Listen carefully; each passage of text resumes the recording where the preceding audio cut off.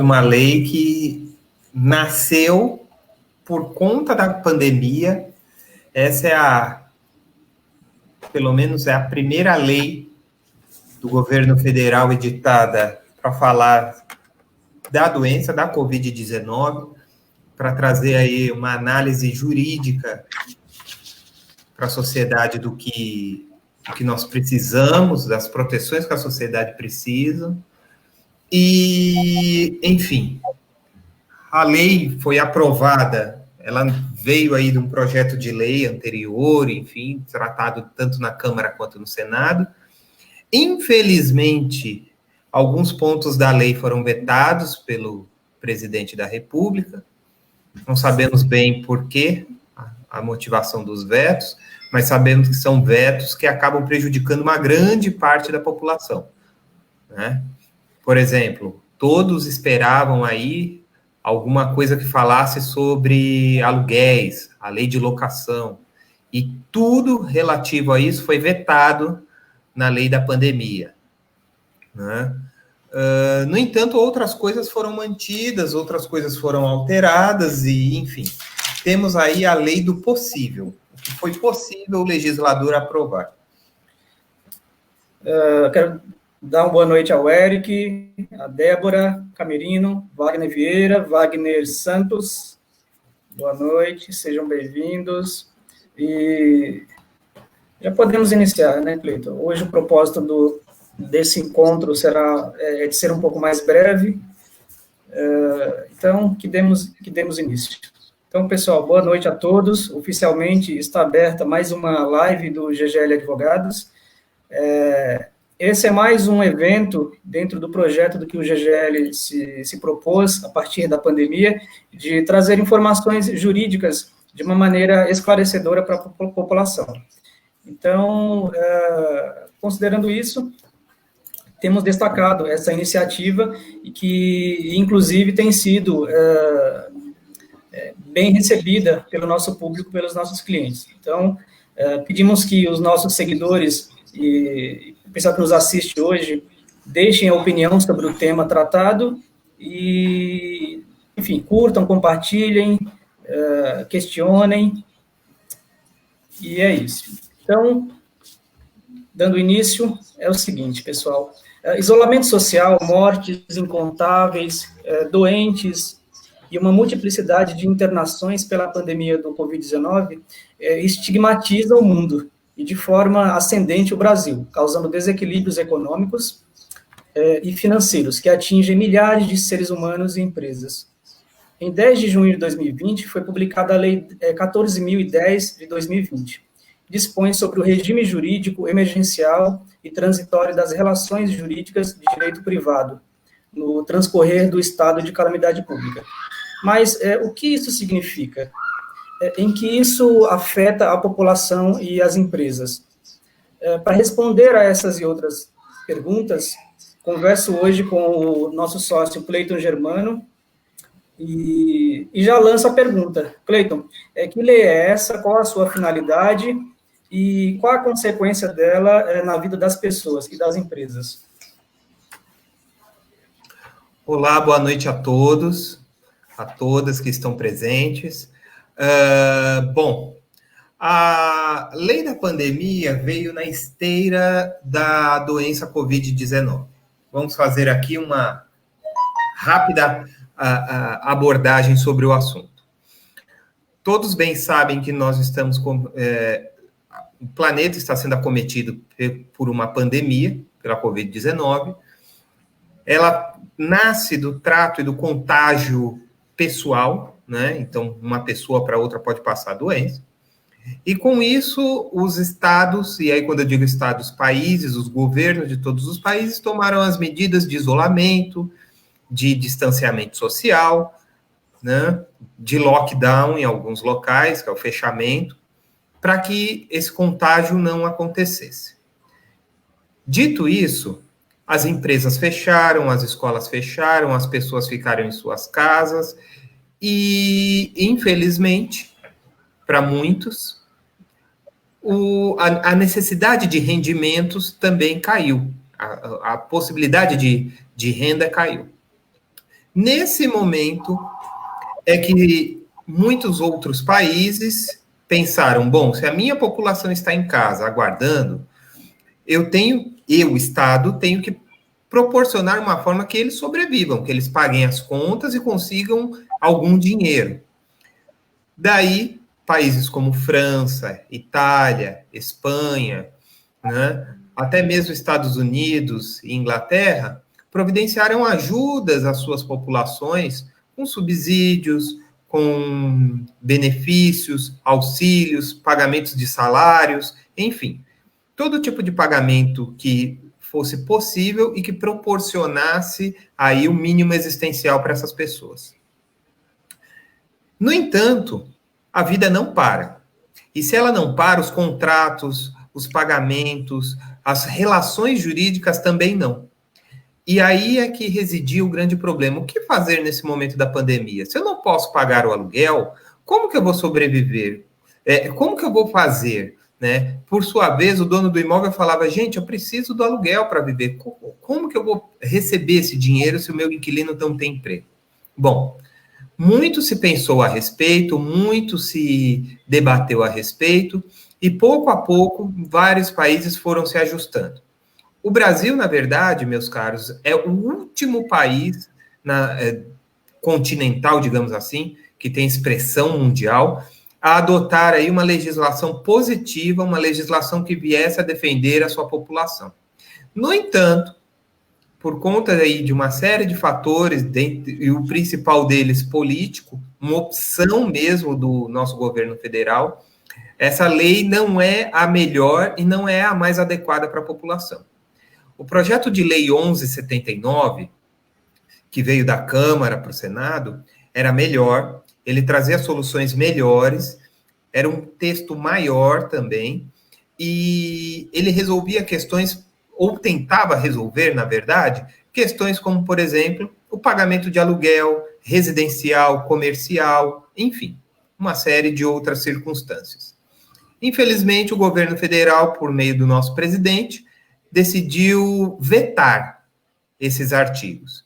Então, a Lei 14.010 de 2020 foi sancionada agora dia 12 de junho, na semana passada, já está valendo, e ela se relaciona diretamente às atividades decorrentes da pandemia a partir de 20 de março de 2020 até 30 de outubro de 2020. Repetindo, a lei está abraçando algumas situações jurídicas a partir de 20 de março de 2020 a 30 de outubro de 2020. Bom, antes da gente continuar, Cleiton, cumprimentar o pessoal que chegou depois, pessoal que continua chegando, o Sorocaba Plural, Jornalismo Cidadão, quem mais? O Linha 42, boa noite, Henrique, Douglas, Eliane e todos os demais, sejam bem-vindos, ficam aqui nossos cumprimentos. Cleiton, você pode destacar, na sua visão, quais foram os principais destaques dessa lei? E porque, assim, você falou de quando a lei entra em vigência e qual período que ela abrange. Mas, na prática, o que isso significa? Vale de junho a outubro, mas e aí? Como é que, se o cidadão pergunta, e aí? O que eu tenho a ver com isso? Onde que isso aí mexe com o meu direito, com a minha vida? Eu devo me preocupar? Como fica a minha situação? Vamos lá. Vamos responder ponto a ponto, mas já dizendo que interfere sim em sua vida. Algumas situações jurídicas já foram decididas, já foram definidas aqui pela lei, como estendidas ou suspensas, enfim.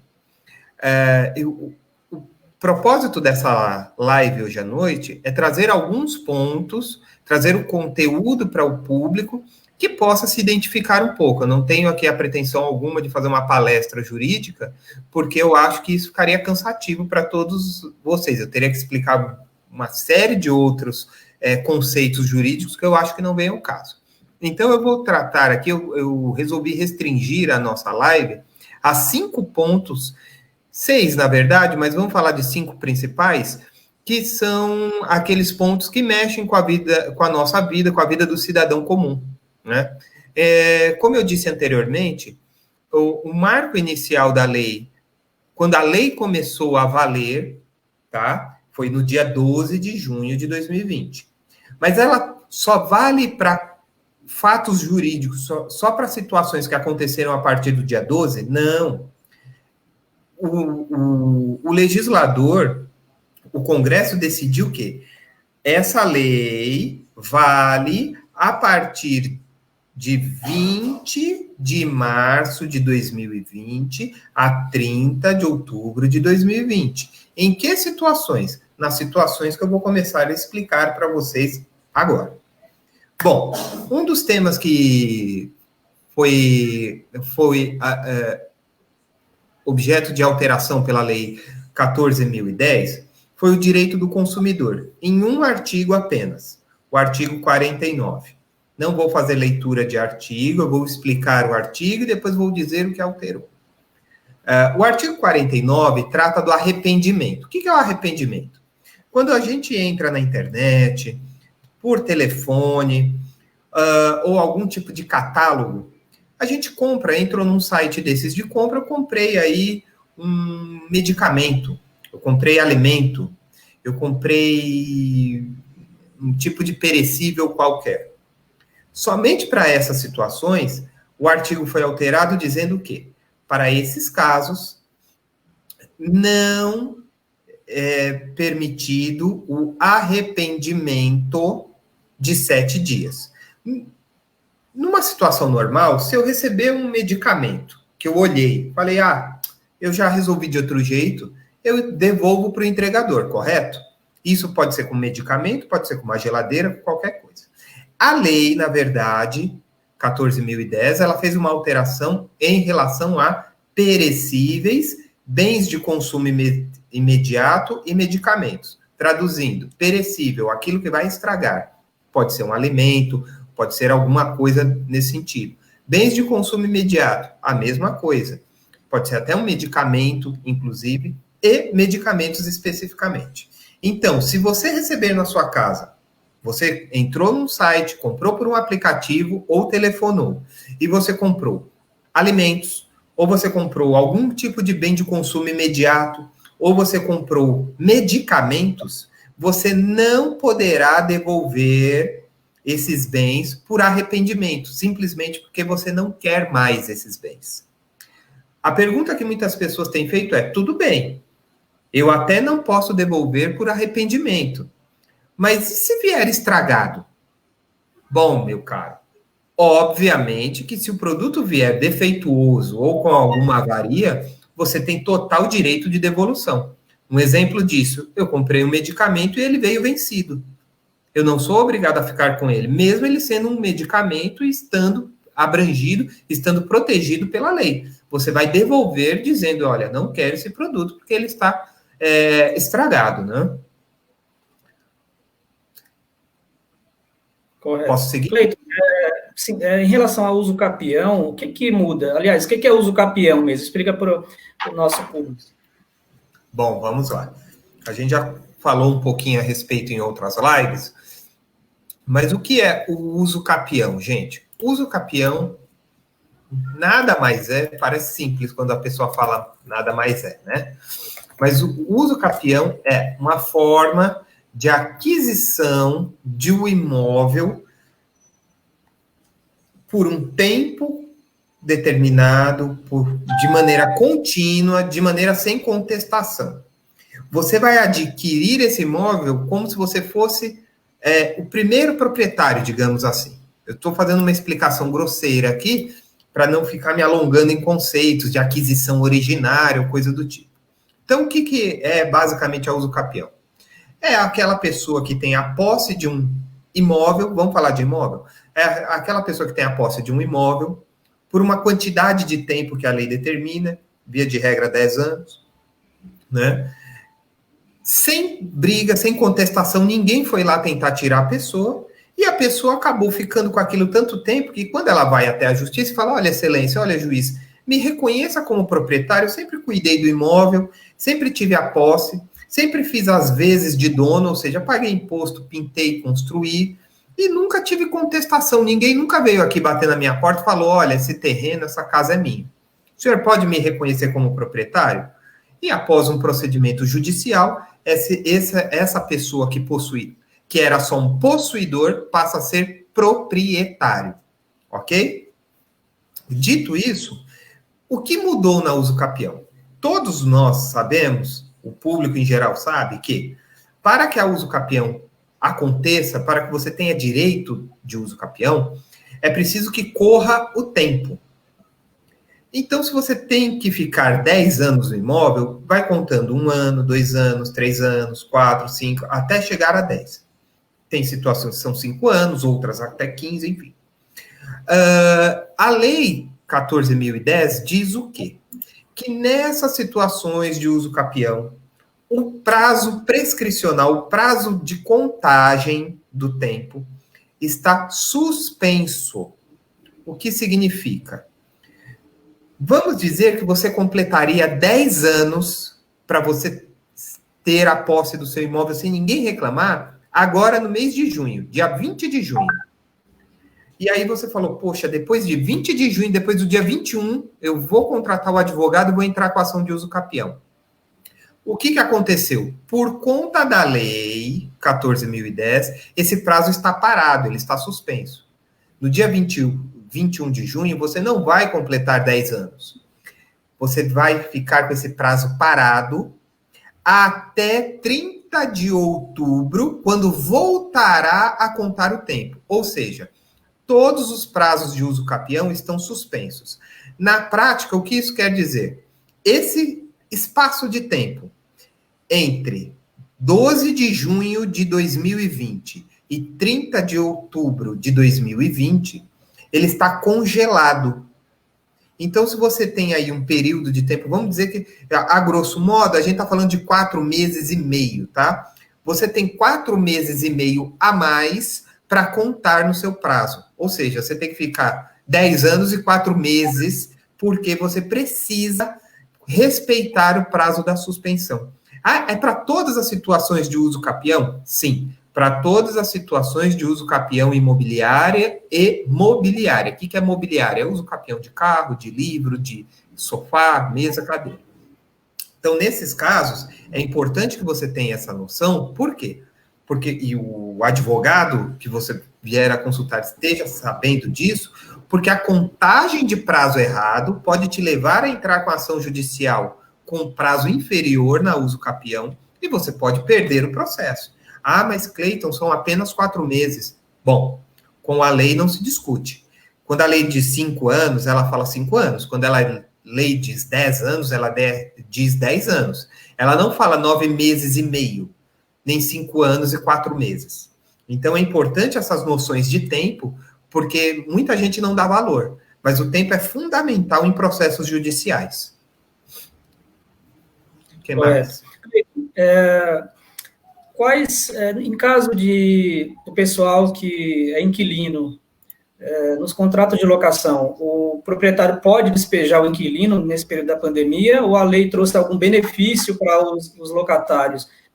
Finalmente chegou uma medida para resguardar o direito de moradia das pessoas nesse período? Infelizmente, não. A Presidência da República resolveu vetar esse artigo de maneira, a meu ver, totalmente equivocada, porque ainda que fosse uma solução que não contemplasse todas as pessoas, era uma solução possível. E isso não foi feito. Então, todos os inquilinos e os proprietários de imóveis estão à mercê do que os juízes vão decidir nos próximos tempos. Então, imagine o senhor que tem um pequeno comércio. O senhor ficou fechado aí por 70 dias. Agora, aqui em São Paulo, estão abrindo. O senhor não tinha dinheiro para pagar aluguel. Todos esperavam uma solução, uma ajuda do governo federal para que essas empresas ou essas pessoas pudessem aí ter um respiro. Mas não foi o que aconteceu. Na prática, as ações de despejo estão funcionando, podem ser propostas, inclusive com ações de despejo com pedido de liminar, que podem acontecer. Não acho que é a melhor solução para a sociedade, não acho que foi uma solução sábia da presidência da República, mas, infelizmente, num sistema democrático, a gente passa por esse tipo de desagrado, digamos assim. Bom, numa situação como essa, em que o locatário fica numa situação desvantajosa, bom, nós já tratamos em uma outra live do assunto de contratos de locação, mas nunca é demais reforçar certas orientações ao pessoal que nos acompanha. Então, numa situação limite, numa situação delicada como essa, em que o locatário está espremido contra a parede, não consegue resolver e está prestes a ser despejado, prestes a receber uma notificação, uma citação de uma ação. Qual a recomendação que você daria para o locatário? Olha, eu fui até cauteloso dizendo o seguinte: olha, vamos ver, vamos aguardar, o legislador vai chegar a uma conclusão, o Congresso vai chegar a uma conclusão. Bom, o Congresso chegou a uma conclusão, mas a presidência da República vetou. Até que se diga o contrário, se a pessoa está absolutamente sufocada pela situação, eu acho que ela vai ter que se socorrer, vai ter que correr para o judiciário e pedir ao juiz aí que considere uma possibilidade não de isenção de pagamento, mas de pagamento parcial, com pagamento de juros ao final, que nesse primeiro momento permita eventualmente até, eu não vi decisões nesse sentido, mas tudo é possível em processo, pedir o pagamento do aluguel em 2 parcelas. O que eu tenho visto que o judiciário tem acolhido é redução proporcional do aluguel ao período da paralisação, tá? Respeitando aí um percentual que não prejudique o dono do imóvel e também não prejudique o inquilino, e que considera aí a queda de faturamento.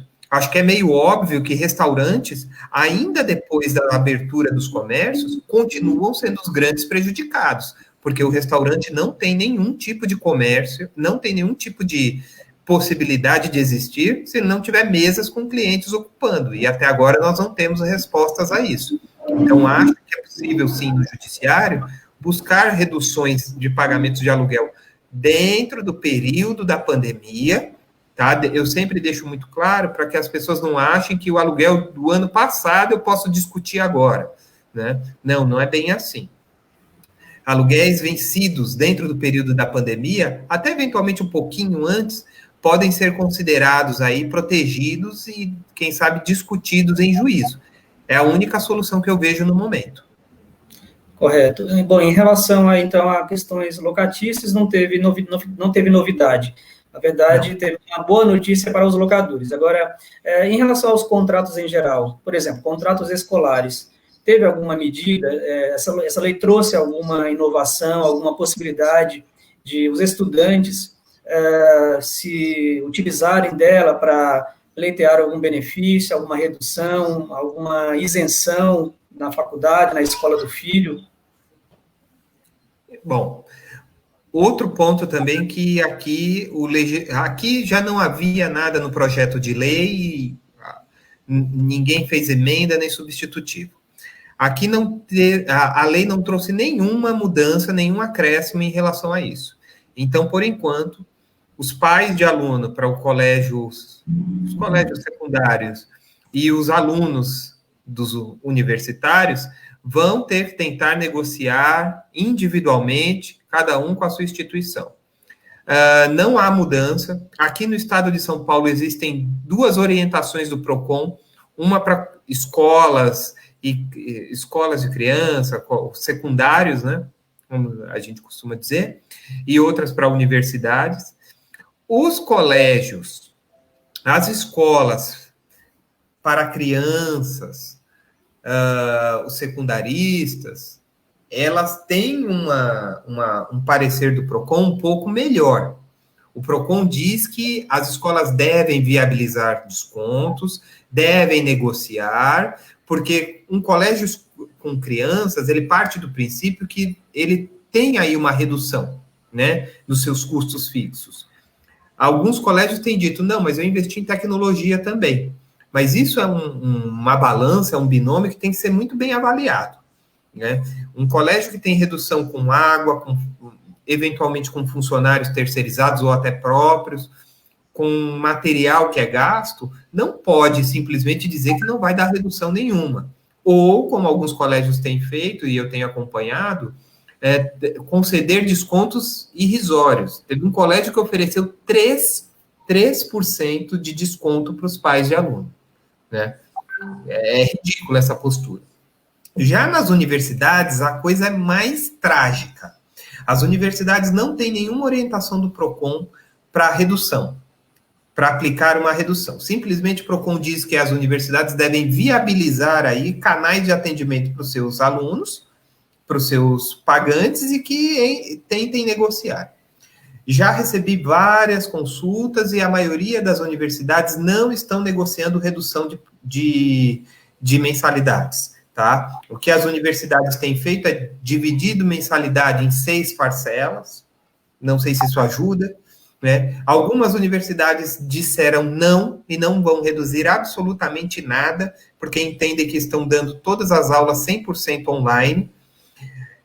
E parando para pensar, de certa maneira, isso se justifica. Eu sei que é um pouco polêmico o que eu vou dizer, mas algumas universidades, a gente tem que parar para pensar que a aula de um universitário é uma aula para um adulto, né? Então, é muito diferente da gente falar que é uma aula para criança, que é difícil você sentar uma criança na frente de um computador em fase de alfabetização, né? A questão da disciplina, do conteúdo dado, conteúdo proporcionado, que é a grande defesa de muitas pessoas em relação às universidades, eu acho que não é válida. Se o conteúdo é passado da maneira que é passado em sala de aula, se existe participação, existe uma série de ferramentas que permitem as participações dos alunos, se existe aí uma efetiva prestação do serviço de educação, não vejo por que reduzir. O que eu acho é que vocês, cada um dos consumidores, devem avaliar se a base daquele negócio, para ele, né, faz sentido. Por exemplo, uma pessoa com um pouco mais de idade e que não tenha familiaridade com o computador, pode pedir a rescisão do contrato sem aplicação de multa, porque entendo eu que se ela não se adapta à tecnologia, não tem por que forçá-la a se adaptar a uma coisa que ela não consegue. Já tive relatos, e eu confesso, eu tenho um pouco de dificuldade, por exemplo, em assistir aulas online, né? Eu preciso estar anotando, preciso estar prestando atenção, né? Leituras de textos longos em computador, tem gente que não consegue, né? As pessoas mais idosas, por exemplo, você falar que vai abrir um Blackboard, por exemplo, quem é universitário e está assistindo a live com a gente, vai saber o que é. Abre o Blackboard, começa a aparecer coisa na tela, a pessoa fala, o que é isso? O computador foi tomado? Então, essas situações são passíveis de discussão, sim. Agora, infelizmente, como existe uma dificuldade causada pelas mantenedoras das universidades, provavelmente nós teremos aí um caminhão de ações na justiça para discutir essas situações e muitas outras que vão surgir. Porque não se enganem, os problemas que nós estamos enfrentando agora vão ecoar, eles vão se estender até pelo menos o início, meio do ano que vem, né? Ô, Cleiton, e sempre vale lembrar aquilo que temos reforçado em todos os encontros, para aquela necessidade de que as pessoas documentem suas necessidades, suas reivindicações, né? Façam por escrito, não façam apenas no verbal, porque é sempre bom, muito embora você não pretenda ingressar com ação hoje, mas se amanhã for necessário, for imprescindível, estar com uma situação documentada, ter feito uma solicitação por escrito, pode fazer diferença para você levar a situação, seja ao PROCON, seja ao juizado especial, seja à vara civil, né? Então, sempre bom lembrar essa necessidade das pessoas fazerem seus pedidos de maneira documentada, né? Registro, escrito, eletrônico, áudio, vídeo, tudo. É importante sempre deixar claro que na relação de consumo, existe um princípio que diz assim, que é o da hipossuficiência, da inversão do ônus da prova e tudo mais. Só que eu acho que é importante que nós, como cidadãos, vamos todos aprender que nós precisamos registrar as coisas. Não existe situação que é feita na boa-fé, não existe situação que é feita... Ah, não, mas ele me disse. No dia que você precisar da pessoa e você falar, você não me disse, a pessoa vai falar, olha, veja bem. Então, registrem. Você vai na faculdade tentar negociar um acordo, vai lá no CA, protocola um pedido, faz escrito. Na folha de caderno mesmo, pega um protocolo. Todo local tem direito a protocolo, gente. Não tem ninguém que diga assim, aqui eu não vou receber. Se a pessoa falar que não vai receber, manda uma carta com aviso de recebimento. Tenham provas, porque depois é isso que vai contar a favor de vocês. O dever de renegociação é uma coisa que a gente vai ouvir falar por pelo menos um ano e meio, que é mais ou menos os efeitos econômicos dessa pandemia, na vida de todo mundo, em todas as áreas. E a gente vai ter que aprender que o dever de negociação, de negociar e de renegociar, ele nasce quando a gente tem um mínimo de elementos na mão para levar isso para a mesa, né? Então não adianta você falar, olha, eu estou sem pagar a mensalidade desde março, agora chegou o mês de novembro, agora eu quero renegociar com você. Poxa, você nunca veio aqui, você nunca falou nada, nunca reclamou e agora você vem renegociar? É muito complicado isso. Bom, Cleito, antes da gente dar continuidade no nosso bate-bola de perguntas e respostas, eu quero cumprimentar as pessoas que chegaram depois, mencionar alguns nomes aqui. Aliás, é um pessoal que tem nos acompanhado em quase todas as lives, né? Então, GGL Advogados agradece a presença da Judite Conceição, do Josenildo Barros, da Ange Uribe, boa noite. Quem mais? A Sofia Mel, boa noite. O Sebastião Ribeiro, Douglas Gomes, nosso amigo Douglas Gomes, boa noite. O Júlio Lato Rage, boa noite. Inclusive, Cleiton, tem chegado algumas perguntas, e já anunciamos ao pessoal que daqui a pouquinho o Cleiton dará as respostas para algumas delas. Então, pessoal, aguardem. Juliana Brito, bem-vinda, boa noite. Fábio Barros, boa noite. Tá. Bom, então, dando seguimento, Cleiton, seguinte, a nova lei, me parece que ela trouxe alguma disposição sobre relações condominiais. E aí, a questão com o advento da pandemia, com o crescimento assustador do adoecimento das pessoas e mortes, há uma necessidade de que hajam regras mais rígidas para que as pessoas, para que o isolamento social, o distanciamento seja cumprido. A lei, ela veio em benefício do cumprimento dessas regras. Qual a sua avaliação sobre isso? Vamos lá. Novamente aqui, a presidência da República, por meio do nosso presidente, pecou. Pecou por quê? A lei da pandemia, ela trazia um artigo que falava exatamente sobre isso, sobre o poder do síndico, sobre o uso das áreas comuns, o que deveria fazer, o que não poderia fazer, justamente para preservar todos os condôminos de eventual contágio da Covid-19. De maneira absurda, a meu ver, esse artigo ele foi vetado. Ou seja, não existe nenhuma regra legal que diga como o condomínio deve se portar diante da doença.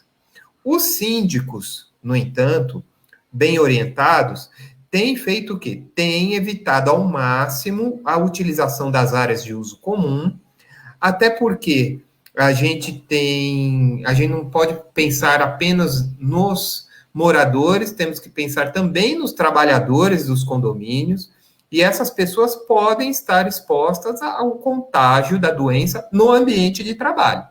Então, é importante que os condomínios preservem isso. A lei, especificamente, ela não traz grande alteração na regra dos condomínios, exceto por uma.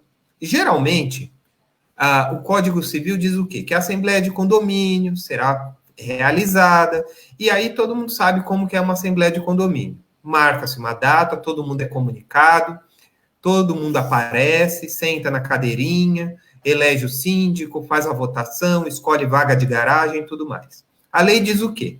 Que na impossibilidade de realizar a assembleia física, ou seja, não dá para fazer a assembleia todo mundo sentadinho do lado do outro, que existe uma possibilidade de fazer a assembleia virtual, que pode ser realizada por uma série de aplicativos, eventualmente aí por alguma medida tecnológica que possa ajudar o condomínio. E qualquer meio eletrônico é válido para dar ciência a essa assembleia. O que eu quero dizer?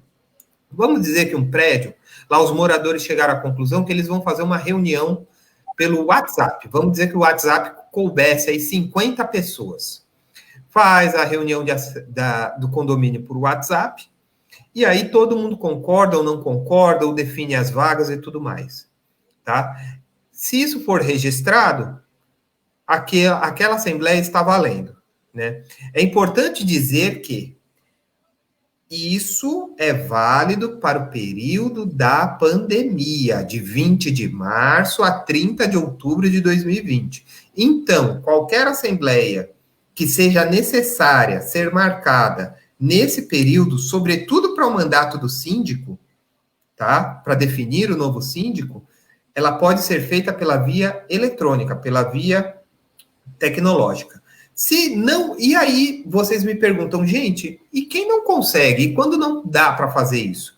Quando não dá, quando não puder ocorrer a assembleia, ainda que eletrônica, o mandato do síndico está prorrogado automaticamente até o dia 30 de outubro de 2020. Vou repetir.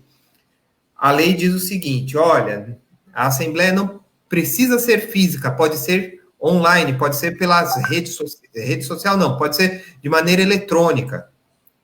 Se não consegue fazer de maneira eletrônica, por algum motivo, incapacidade técnica, falta de conhecimento das partes envolvidas, enfim, qualquer motivo, o mandato do síndico, que deveria ser renovado por meio da Assembleia, estará prorrogado automaticamente até 30 de outubro de 2020. Por que foi feito isso? Porque não é concebível você reunir 10, 20, 30 pessoas em período de contágio de Covid-19 para decidir quem é o síndico. Então é mais fácil, o legislador achou muito mais fácil prorrogar esses mandatos até um período que foi convencionado ser 30 de outubro, para dizer que o síndico permanece síndico. E aí, se o síndico permanece síndico, qual que é a obrigação dele? A lei também trouxe um artigo específico que já existe no Código Civil, mas foi reforçado agora por conta da lei, dizendo que o síndico tem o dever de prestar contas para os condôminos de todas as atividades que ele tomar durante o período. Na verdade, ele tem o dever de prestar contas sempre, mas foi reafirmado agora pela lei que ele deve prestar contas do período, contas aos condôminos das atitudes que ele tomar no período da pandemia, especialmente no período de 20 de março de 2020 a 30 de outubro de 2020. Quero lembrar aqui que cautela sempre é bom.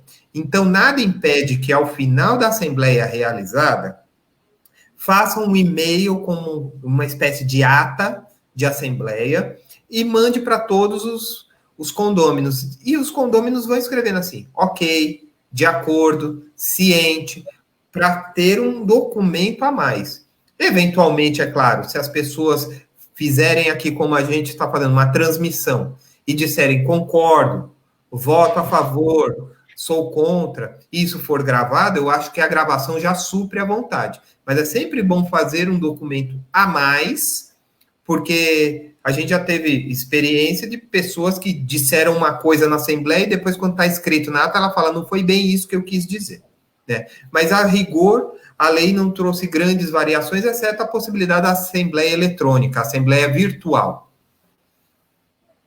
Então, pessoal que reside em condomínio, que tem mais dúvidas sobre esse assunto, sobre mudanças dentro desse momento da pandemia, deixa mensagem aí na nossa página que o Cleiton responde em outro momento, mas todas as perguntas serão respondidas, então fiquem tranquilos. Cleiton, um outro ponto que é bastante, eu entendo, polêmico, e que já adianto que entendo que não foi nada benéfico. A questão dos motoristas de aplicativo. Me parece que a lei trazia, na sua redação original, uma previsão de um desconto de 15% nos ganhos da empresa, né, dos aplicativos e de táxis. E me parece que isso caiu, foi vetado, ou seja, proibiram um benefício para o trabalhador motorista de aplicativo. Isso é verdade? É sério isso mesmo? Sim. Havia aí uma previsão de uma limitação em relação a questões de aplicativo, usuários de aplicativo e tudo mais, mas foi vetada pela presidência. Na verdade, eu não consigo entender muito a questão que levou ao veto, né? Mas a presidência da República disse que seria uma violação ao princípio da livre iniciativa. O que é isso? Eles estão dizendo, a presidência da República disse o seguinte: eu não posso interferir numa relação privada entre as partes. É um contrato que as duas partes têm, é direito dele trabalhar dessa maneira e dever do Estado se afastar disso, é isso que dá a entender, e então, portanto, não vamos nos meter nisso. A questão é que a grande maioria dos trabalhadores de aplicativos são precarizados, né? Não quero acreditar que uma pessoa às 11 horas da noite entregando pizza em cima de uma bicicleta numa cidade fria igual São Paulo, Curitiba, Porto Alegre, ela esteja fazendo porque ela goste. Claro que trabalho não é só gosto, trabalho é trabalho e ponto. Mas essas pessoas precisam ser respeitadas como pessoas, como trabalhadores. Precisam ter seus direitos, garantias, e não foi isso que a presidência da República optou por fazer. Ela optou por simplesmente vetar, dizendo que esse artigo, que limitaria a 15% o desconto dos aplicativos de delivery, violaria aí o princípio da livre iniciativa, da concorrência e tudo mais. O que é uma tragédia do ponto de vista social, porque cada vez mais nós vemos pessoas que estão desempregadas, até por conta da pandemia, fazendo cadastro em aplicativos de delivery, trabalhando mais com esses aplicativos de delivery em piores condições de trabalho que existiam anteriormente. Não é incomum passar em várias regiões da cidade e nós encontrarmos um aglomerado de motoqueiros, de pessoas de bicicletas, paradas em frente a determinados estabelecimentos comerciais, esperando uma chamada de aplicativo. Todas aquelas pessoas ali estão paradas, estão aguardando, na verdade, pedidos, estão aguardando chamadas, né? Estão aguardando trabalho. E aí, todas sob o risco do contágio da doença. É lamentável que uma diminuição no ganho dessas empresas, num período de pandemia, não tenha sido visto com esses olhos, né? Porque o que se previa, o que se pedia? Que as empresas de aplicativos descontassem apenas desses trabalhadores 15% para menos. Mas não foi o que aconteceu. Já temos notícias de empresas que descontam até 27,5% de quem trabalha com aplicativo, que é um verdadeiro absurdo. Perfeito. Você falou lá atrás sobre prescrição, decadência. Aliás, pessoal que tiver alguma dúvida sobre o que é prescrição, que não entendeu, pode deixar comentário, deixa pergunta aí que a gente responde assim que for possível. No tocante, Cleiton, a relações de trabalho, trabalhadores que já foram dispensados, como fica a situação? Aquele trabalhador que foi dispensado, por exemplo, em maio de 2018, portanto, agora em maio de 2020, fez 2 anos que ele saiu. ele não pode mais entrar com ação trabalhista por conta do fim do prazo de 2 anos, ou essa lei ela trouxe algum benefício para esse trabalhador? Essa lei ela suspende o prazo da prescrição. A prescrição não corre nesse período da pandemia para esse trabalhador. Há algo que você possa dizer nesse sentido? Vamos lá, vamos explicar o espírito da lei para chegar à resposta. Qual é o espírito da lei? Preservar as pessoas, preservar as relações jurídicas em um período de difícil deslocamento, de isolamento social, de preservação da vida e da saúde. O que isso significa? Se eu precisar de um documento, se eu precisar de uma informação, se eu precisar falar em algum órgão público, eu não vou encontrar ninguém para me atender, porque essa pessoa, esse local, esse documento pode estar numa repartição fechada. Eu posso estar exposto ao risco do contágio, porque eu posso ter que me deslocar pela cidade. Pensando nisso, a prescrição, né, nos casos das relações de trabalho, também, e vou dizer por quê, ela foi suspensa. Bom, vamos explicar. Tem muita gente agora que vai falar assim, não entendi. Vamos lá. Quando você sai da empresa, seja por demissão ou seja por pedido de dispensa, você tem o prazo de 2 anos para entrar com a ação trabalhista, certo? No momento que você saiu da empresa, apareceu lá o registro, data da demissão, abre um calendário de 2 anos e ele vai contando. Ele vai contando, ele vai contando, ele vai contando, ele vai contando, ele vai contando, e ao final de 2 anos, você não pode mais pedir o seu direito. Você até pode entrar com a ação, mas não vai ser reconhecido o seu direito, porque você, na verdade, deixou de agir, deixou de se proteger, deixou de buscar o seu direito. Pois bem, o que disse a lei? A lei disse: os prazos de prescrição e de decadência estão suspensos no período da lei da pandemia, que vai de 20/3 a 30 de maio, a 30 de outubro. O que isso significa? O direito do trabalho é uma relação entre as partes. Ela tem muitas partes que falam de direito social, algumas vezes até entra um pouquinho dando toques em direito previdenciário, mas a verdade é que o direito do trabalho é uma relação entre duas partes particulares, empresa e funcionário. Dito isso, é uma relação privada. O Estado, ele não atua aqui.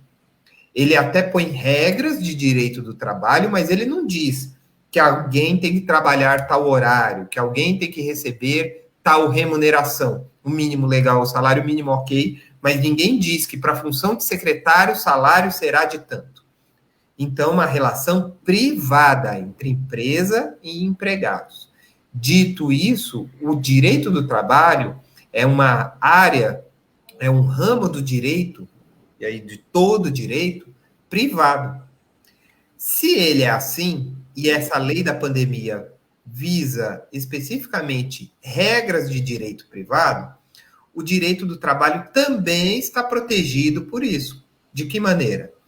Qualquer relação jurídica que estava para prescrever, ou seja, que a pessoa iria perder o seu direito de ter reconhecidos os seus pedidos em juízo dentro do período da pandemia, de 20 de março a 30 de outubro, isso foi congelado.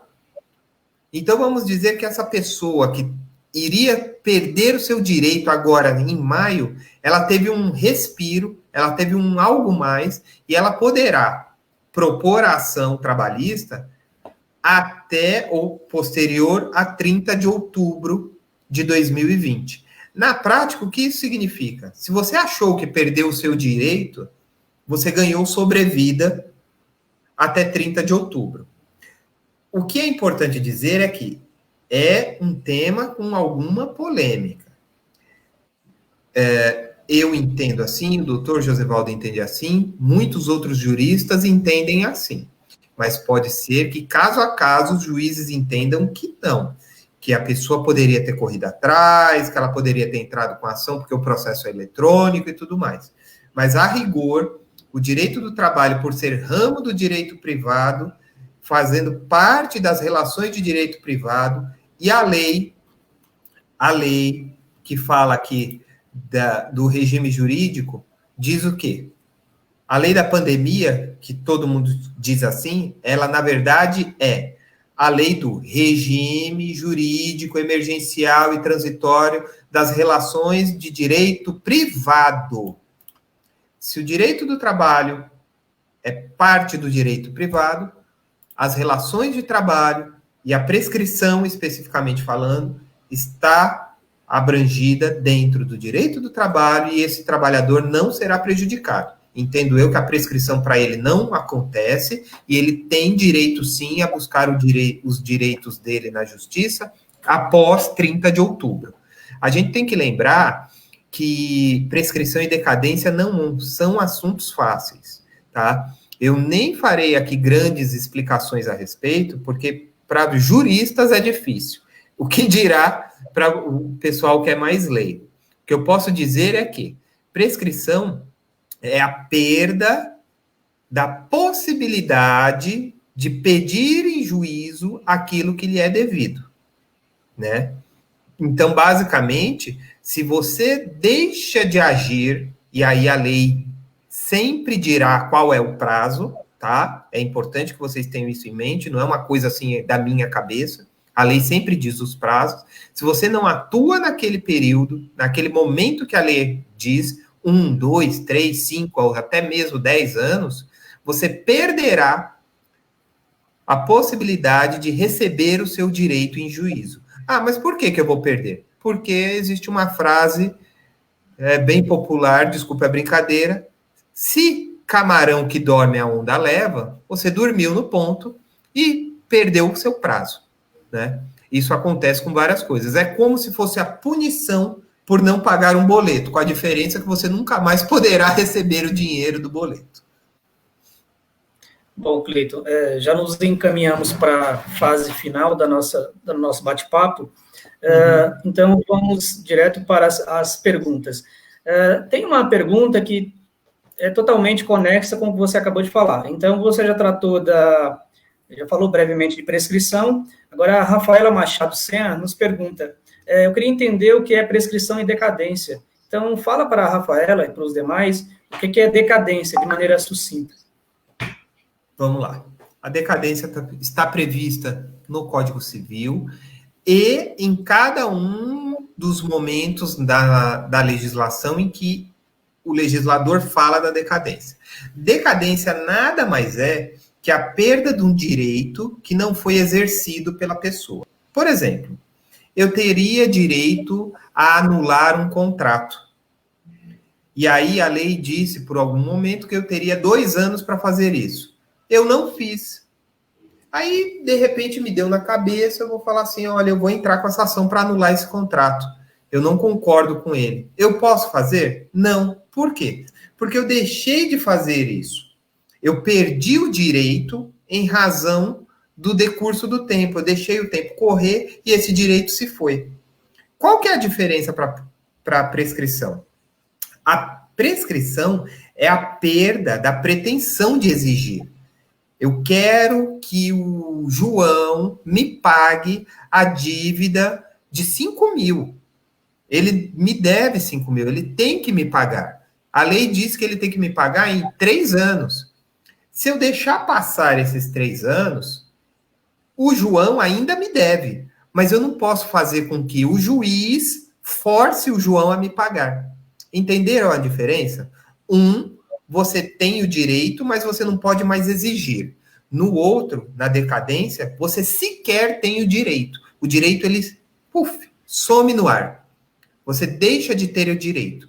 O grande problema é que as pessoas, os leigos em geral, não entendem diferença de prescrição, de decadência, isso cabe aos advogados.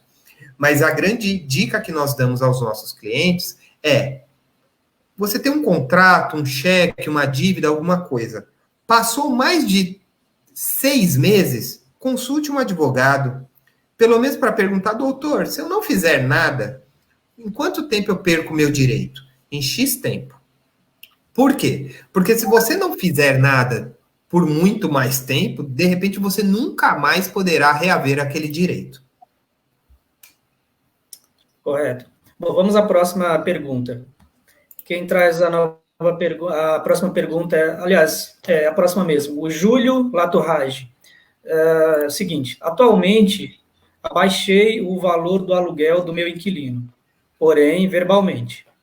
É necessário efetuar alteração no contrato por esse prazo ou posso deixar como está? Boa noite, Júlio. Boa pergunta e vai muito ao encontro daquilo que nós estávamos falando sobre documentação.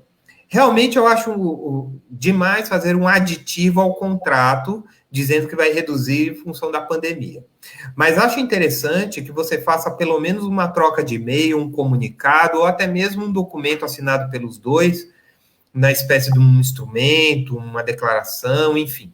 Alguma coisa que diga que do período X a Y você concedeu um desconto para o seu inquilino e que os dois estão cientes disso. Um para a garantia dele e outro para a sua garantia. Porque não serão poucas as discussões posteriores à pandemia a respeito da validade dos descontos ou não. Né? Vamos dizer que a pandemia se estenda por um pouco mais de tempo, e aí o Congresso venha com uma lei que prorrogue os períodos de pagamento. Então, é importante ter tudo isso documentado, sim. Faça um documento, acredito que ele não vai se opor, porque vocês já chegaram a um acordo, faça um documento dizendo que naquela data vocês ajustaram que ele pagará tanto de aluguel pelo período A, B, ou até tal data, e que isso é feito em função da pandemia, assina você e ele, guarda na pastinha e tudo bem. Outra pergunta, Cleiton, trazida dessa vez pela Juliana Brito. A Juliana diz o seguinte, quem paga aluguel e o dono não quer negociar, o que ela deve fazer?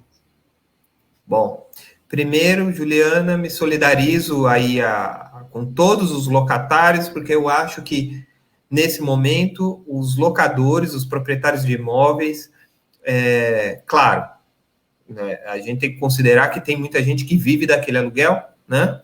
Mas eu acho que o dever de negociar e de renegociar é uma coisa fundamental para o convívio em sociedade, né? Não estou falando de acabar com o contrato sem ninguém pagar nada, não é disso. Mas eu acho que renegociação é obrigatória, é necessária nesse momento. O que seria mais interessante nesse momento é você tentar um contato com o seu proprietário, com o locador do imóvel, mas de maneira oficial, tá? De repente você notificando, mandando uma cartinha para ele, chamando ele para um acordo, para uma conversa, até porque se ele não fizer nada e realmente você ficar numa situação muito delicada em relação ao pagamento do aluguel, quem sabe você pode pensar em buscar o judiciário para isso, né? Buscar a presença da justiça para tentar resolver isso.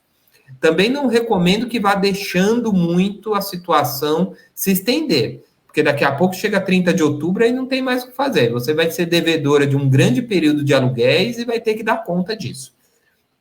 Como o nosso presidente da República vetou o artigo que dava um respiro para os inquilinos, agora as partes vão ter que negociar cada um por si individualmente, tá? Mas a minha proposta é que se o proprietário do imóvel não quer negociar, mande uma notificação, uma cartinha com aviso de recebimento, chame ele para negociar por algum meio, para que você já tenha provas, para que você se documente, e se amanhã você achar que é o caso de ir para a justiça, você possa comprovar para o juiz que a todo momento, de muito boa fé, você tentou conversar e não recebeu resposta da pessoa. E que nesse período da pandemia, por conta da sua queda de rendimento, da sua queda de faturamento, você precisa de uma situação, de uma possibilidade de pagamento mais fácil, melhorada, mais, digamos assim, acessível a você nesse período.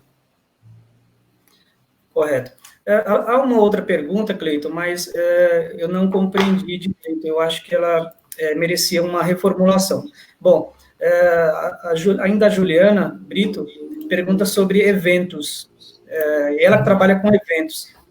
De uma maneira, bom, Juliana, se você quiser, reformule sua pergunta e depois faremos a resposta. Mas se o Cleiton tiver alguma consideração sobre aplicação da lei a quem trabalha com eventos, se tiver alguma questão a colocar, Cleiton. O setor de eventos, ele foi muito prejudicado, assim como o setor de turismo, por conta da pandemia, né? O que tem muito se discutido, e aí no campo do direito do consumidor, as empresas de eventos, elas devem devolver o dinheiro integral, porque o evento não vai acontecer, elas devem remarcar. O que elas devem fazer? Acho que um primeiro ponto é uma negociação eficaz, né? São as duas partes sentarem na mesa, tentarem ajustar isso, conversarem, rediscutirem o contrato, porque o mundo mudou. Não dá para a gente achar que a gente vai reunir 50, 60 pessoas, 70 pessoas para um aniversário, para um casamento, logo amanhã. Não vai acontecer isso. Então, esse é um primeiro ponto. Segundo ponto é que, do ponto de vista do setor de eventos, nós temos que pensar de maneira objetiva. A pessoa que contratou o evento, ela tem interesse em mudar a data? Se sim, muda-se a data, e aí o pessoal da empresa vai analisar também se essa data gera uma demanda ou não para eventual diferença de cobrança, ou não. Não, eu não tenho mais interesse no evento. De repente era uma festa de bodas de 50 anos. 50 anos de casamento só se faz uma vez, né? E como eu vou perder o evento, já não tenho interesse. E já paguei uma parte do evento. O que eu devo fazer? Deve negociar. Negocie uma resolução do contrato de maneira menos dolorosa. Eventualmente troque esse evento por alguma outra coisa. De repente a pessoa não quer o aniversário de 50 anos de casamento, mas ele aceita o aniversário dele mesmo, de idade, ou do neto, ou de um sobrinho que ele quer presentear, enfim. Por que eu estou falando isso? Porque não existe regra, não existe lei, não temos respaldo da legislação para isso. As situações serão levadas para o judiciário caso a caso e ficará na mão dos juízes como eles vão aplicar o Código de Defesa do Consumidor, como eles vão aplicar o Código Civil, e muitas vezes as soluções não são boas para ninguém. Também peço aí, tanto às empresas de eventos quanto aos consumidores, que tentem negociar com a maior abertura, de coração aberto mesmo. Por quê? Porque é um momento difícil para as duas partes. Para quem pagou pelo evento e para quem recebeu pelo evento que não vai poder fazê-lo, né? E se você não consegue sentar, se você não pode conversar, de repente converse com um profissional que faça isso, se dispõe a isso, porque a gente, pelo menos a política do escritório é tentar uma negociação, a gente até insiste bastante em caminhos, em soluções negociadas, porque são soluções possíveis dentro daquilo que as partes querem, né? Então, não acho que é uma possibilidade aí impossível de resolver, né? Ok. Bom, Cleiton, com base nisso, nos aproximamos do final da nossa live. Gostaria que você fizesse sua consideração final, deixasse uma mensagem para o nosso público a respeito da finalidade dessa lei, se na sua visão ela vai cumprir o objetivo para o qual foi criada, ao menos parcialmente, enfim, e fazendo um balanço geral, pelo que você viu até aqui, em que se ela contribui ou se ela pouco contribui para o enfrentamento das questões ligadas à pandemia. Vamos lá. A lei, do jeito que ela está, ela atende só um percentual da população. Ela foi feita para todo mundo, mas eu entendo que a lei não é boa. Ela não contempla todas as pessoas que poderiam contemplar. Ela deixa uma parcela muito grande da população sem respaldo legal, sem possibilidade de discutir isso com uma lei debaixo do braço.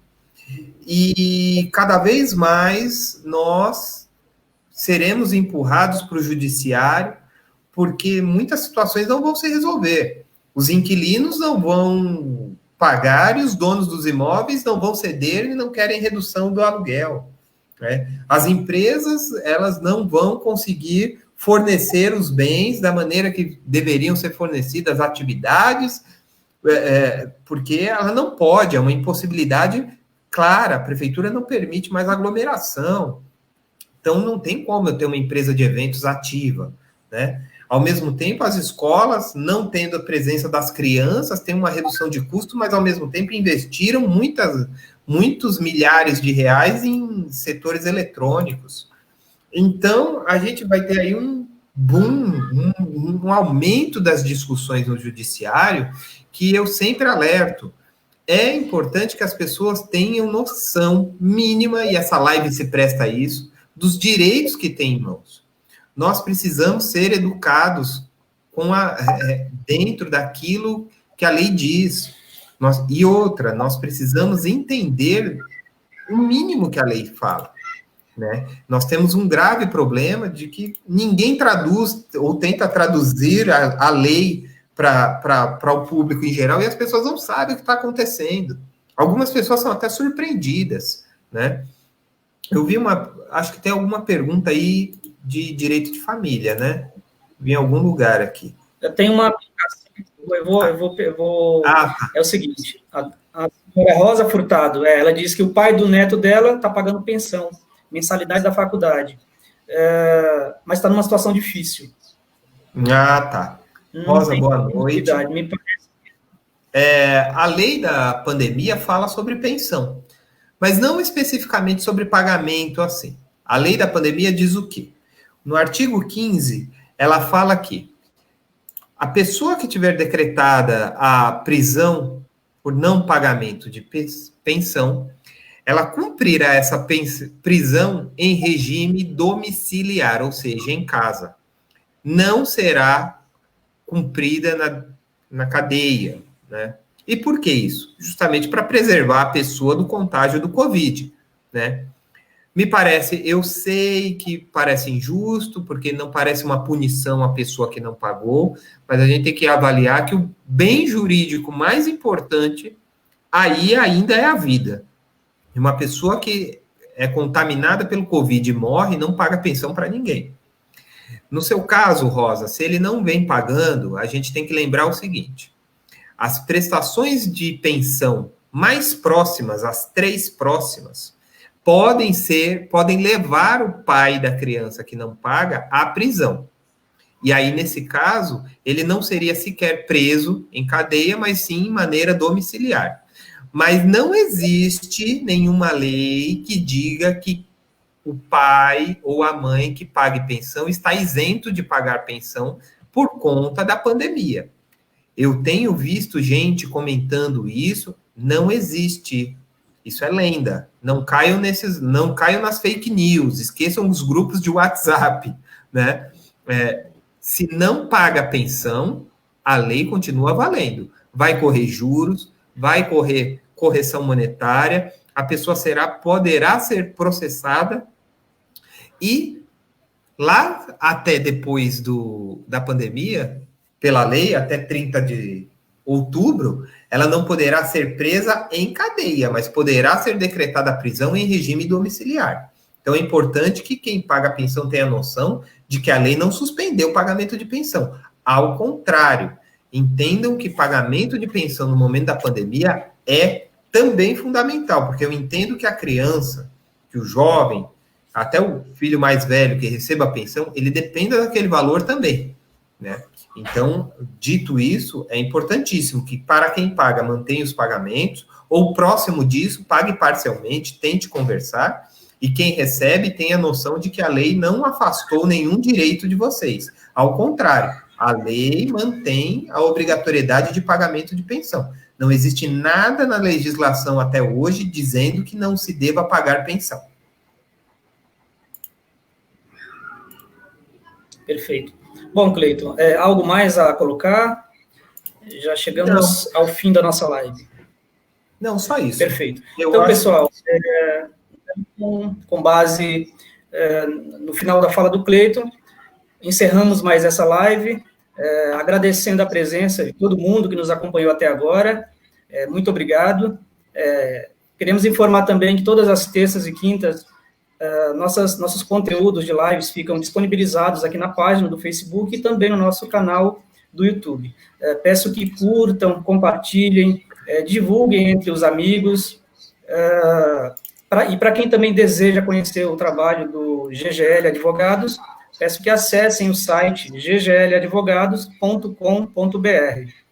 Queremos destacar também que o GGL continua trabalhando nesse período da pandemia online, então, praticamente 100% da equipe trabalhando no sistema home office, mas atendendo por todos os canais, Facebook, WhatsApp, Instagram e o nosso recém-lançado canal do YouTube. E queremos também, por fim, dizer que temos desenvolvido um projeto do GGL Digital, que é levar a advocacia de maneira mais fácil aos necessitados, sem que a pessoa precise sair de casa. Então, hoje o GGL conta com 4 unidades físicas, que é o GGL Centro, o GGL Grajaú, GGL São Miguel Paulista e GGL Lapa. E, após essas 4 unidades, temos também base de apoio em Itaquaquecetuba e região, temos em Campinas e região, e essa semana inauguramos mais uma base virtual na cidade de Sorocaba. Sorocaba e região, então, pessoal que mora nas imediações, podem contar conosco, ou que mora em outra cidade, um pouco mais distante, também estamos o acesso facilitado por esses canais que vocês acompanham. Então, dito isso, encerro oficialmente a live de hoje, agradeço mais uma vez, e boa noite, e até a próxima. Tchau, pessoal. Boa noite, tchau, pessoal.